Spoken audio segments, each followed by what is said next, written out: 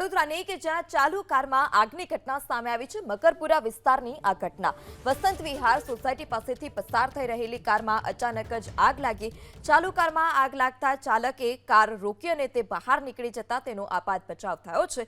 Fire વિભાગે આગ પર કાબુ મેળવ્યો। ગઈકાલે કાલાઘોડા પાસે પણ બે કારમાં આગ લાગી હોય તે પ્રકારની માહિતી સામે આવી છે। ત્યારે ફરી એક વખત ચાલુ કારમાં આ આગની ઘટના કે જે મકરપુરા વિસ્તારમાં બની।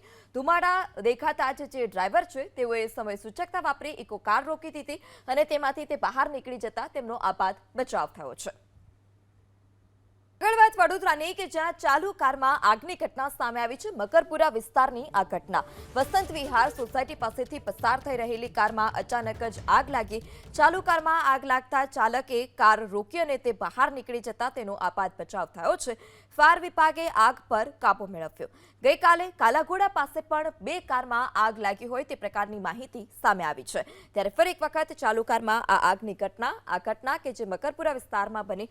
ધુમાડા દેખાતા જ જે ડ્રાઈવર છે તેઓએ સમય સૂચકતા વાપરી ઇકો કાર રોકી દીધી અને તેમાંથી તે બહાર નીકળી જતા તેમનો આપાત બચાવ થયો છે।